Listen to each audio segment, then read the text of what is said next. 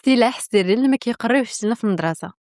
سلام، مرحبا بكم في حلقة جديدة من حلقات بودكاست سكون. آخر مرة هضرنا على بأن الصيف ماشي غير ديال الشميسة وديال البحر، حتى أنه ديال أنك تطور من المهارات ديالك.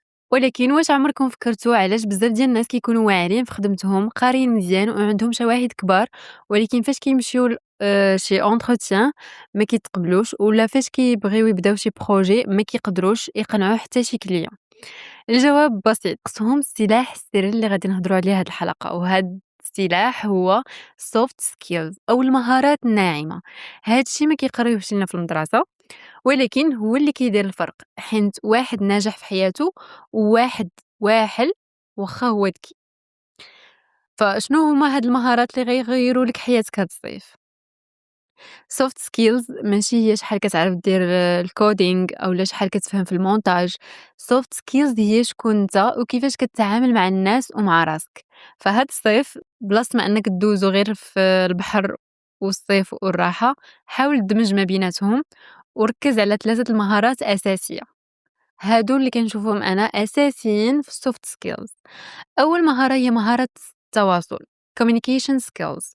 التواصل ماشي هو غير تبقى تهدر، التواصل الحقيقي هو كيفاش توصل الفكرة ديالك بوضوح بلا ما تفهم غلط، كيفاش تسمع الآخر، كيفاش تبين وتوضح الرأي ديالك، كيفاش تقنع الناس بالرأي ديالك. فنصيحة لك هاد الصيف، آه، خدم على الهضرة ديالك، تعلم تشوف في عينين الناس وانت كتهضر معاهم، تعلم تقول لا بطريقة لبقة فاش كيكون خاصك تقولها، وخدم كتر على مهارة التواصل. تاني مهارة اللي كنشوفها حتى هي من المهارات اللي جدا مهمة، الذكاء العاطفي emotional intelligence، يعني القدرة باش تفهم المشاعر ديالك وتتحكم فيهم. فاش مثلا دوز بشي حاجة ولا تهضر مع شي واحد كتحس بواحد الحاجة، شنو هذاك الإحساس اللي حسيتي به؟ شنو اللي خلاك تفكر هكاك؟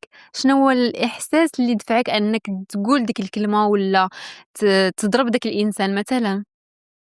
وتفهم مشاعر الناس اللي دايرين بك، علاش قال لي بحال هكاك، علاش شاف فيا ديك الشوفه مثلا. فاش كتوقع شي مشكله اولا كتحس بالضغط، واش كتفرقع وكتخسر كلشي، اولا كتعرف تبرد الدم وتفكر في الحل؟ في سوق الشغل وفي الحياه الشخصيه الناس كيميلوا للشخص الرزين اللي كيعرف يسير الازمات. فالذكاء العاطفي مهم جدا، ويمكن نصنفوه هو الاول. غير هو أننا يمكن ضروري خاص تكون عندنا مهارة تواصل باش ندوزو للذكاء العاطفي. الskills الثالثة هي حل المشكلات لاتخاذ القرار Proble- problem solving. العالم دابا ما بقاش محتاج للشكاية، العالم محتاجة للناس اللي فاش كيشوفوا مشكل كيقلبوا على 3 د الحلول بلاصة ما يبقاو يبكيو على داكشي اللي داز. فهذه مهارة وعقلية تقدر تدرب عليها كل نهار في مواقف بسيطة، وغادي تخليك توصل لشي حوايج كبارين، وتخليك توصل لواحد النسخة منك أحسن وأحسن. فعلاش هادشي مهم دابا بالخصوص؟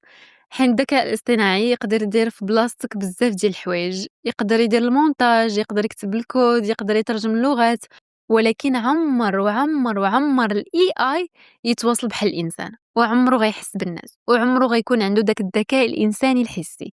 هادشي علاش هاد السوفت سكيلز هما المستقبل. فهاد الصيف وانت كتعلم لغة جديدة او مهارة تقنية، خدم على راسك، طور خدم على راسك، طور طريقة هدرتك، قرا كتب على علم النفس والتواصل، وحاول تخرج من قوقعة العزلة. فكنشكركم بزاف حين كملتوا الحلقة حتى لهنا، وبغيت نسولكم في التعليقات شنو هي أكثر سوفت سكيلز كتحسوا باللي محتاجين تخدموا عليها هاد الصيف، وشنا هي السوفت سكيلز اللي كتحسوا براسكم عندكم وخاصة غير تطور. وواش الثقة في النفس كتعني التواصل أولا التحكم في الأعصاب؟ فشاركوا معايا أفكاركم. هذا ما كان، نتلاقاو في حلقة جديدة. سكون ما بين الصمت والتنهد.